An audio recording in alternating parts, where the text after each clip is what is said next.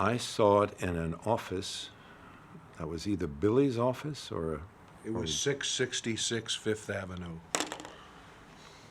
As a matter of fact, that's where the editing was done. 660. I'm glad I didn't know that at the time. You remember it now. I do now. Yeah. And I saw it, as I recall, standing up in a moviola in this office. And I was just blown away by it. I was staggered by it. I thought it was so glorious. I wanted to pick up the phone immediately and call Leo Greenfield, who was the head of distribution, and say, Leo, I'm going to give the big picture up to then was The Godfather. I'm going to give this a Godfather distribution pattern, aren't you? Of course, yes, certainly. He thought I was raving mad, but I had just seen the film.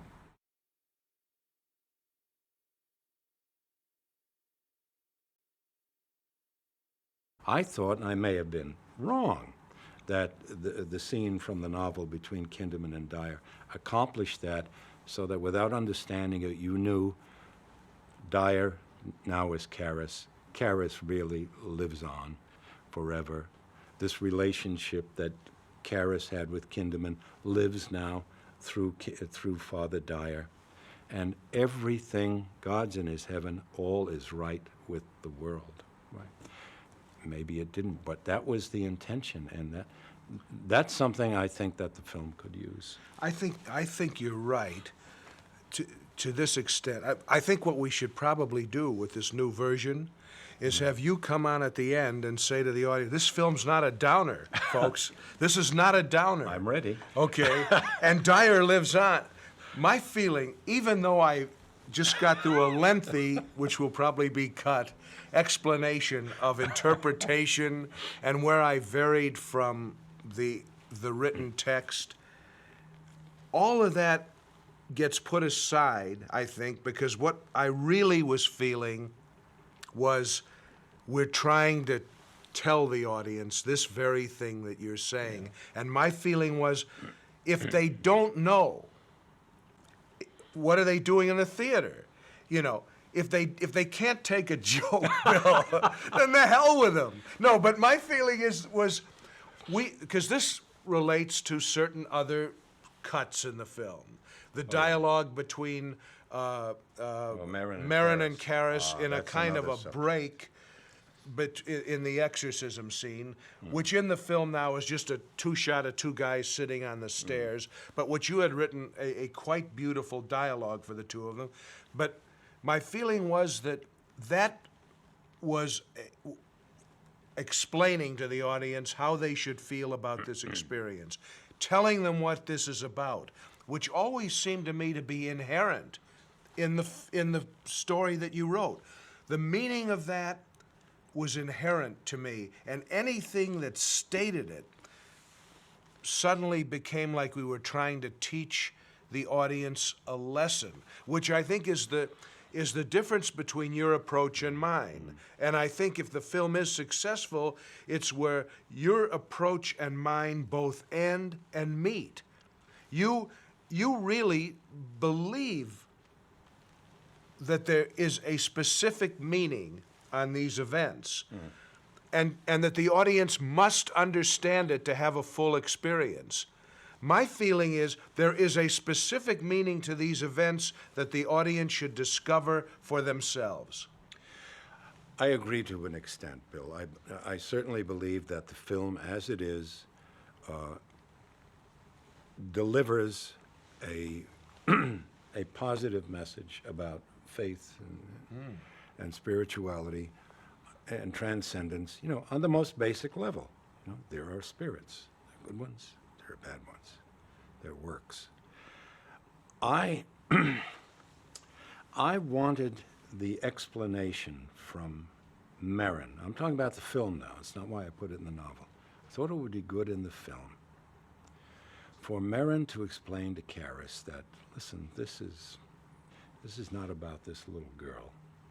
We are the target. Yeah. Everyone in this house. And the object is to make us despair of our humanity, to feel that we are vile, putrescent, bestial creatures, and that even if there were a God, he could not possibly love us. Now, while I feel that is absolutely true, it, on a theological level, it also has a dramatic function, I think, Bill, and it's this. It it gives you a core, a reason for why all of, let's face it, the shock and the obscenity that are in the film and in the book are taking place. It allows the audience to not despise itself for loving all of that shock and all of that obscenity and all of that torture of the little girl and the crucifix masturbation, all of that. They can enjoy the film for what it is and not revile themselves for enjoying it. That make any sense? Indeed it does. Why this girl? It makes no sense.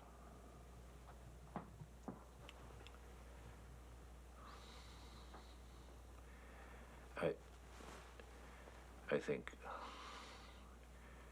that the point is to make us despair.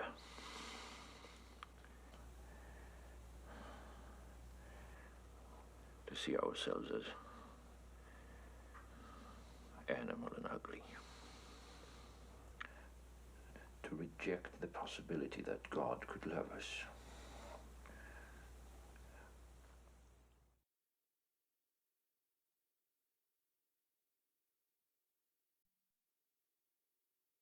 Put to mind the anecdote of the French Impressionist painter Bonnard, Yes. who in his later years, after his works had already hung in the Louvre in his lifetime, was arrested in the Louvre with a little palette and a little brush, standing in front of one of his paintings and touching it up. And he was immediately grabbed by security guards who said, "What are you doing?" And he said, "I am Bonnard, but I'm Bonnard." They said, "The painting is in the Louvre. It's finished." And every time I've had an impulse to try and satisfy you, Yes. if it hasn't been the financiers who have defied us, it's my own memory of what the security guard said to Bonnard, which is, "It's hanging on the walls of the Louvre, pal. It's over and out. Walk away." You know, it's flawed. It will never be perfect in your mind or perhaps my own, although I have to admit, if I can take myself out of, my own contribution, having seen it recently, I honestly feel it is as close to a perfect film as you can make. Well, it has the same impact today. I've heard that from many sources. But I'm just thinking about how it's the story. Oh, the craft, The sure. story and how it's realized. The cast, which I think embodies the characters they're playing. You can't get better than that. People actually believed what they saw on the screen. Some of them maybe had a different interpretation of that. That's always bothered you. I've always rejoiced in it, frankly, that everyone who sees it has a completely different interpretation of what they've seen. I don't want them to think the devil won. I just don't. Well, to me, it's how could they possibly think that? I know. Well, the problem is the audience, as I long suspected. I know, Bill, and what we should try to do on the re-release Yes. is have the I'll audience stand up pass at the by end. you. No. No one gets in the theater until you've questioned their veracity, Bill, until you've questioned their philosophy. It doesn't work. I've been on a million talk shows that explained everything to everybody, and they don't hear it.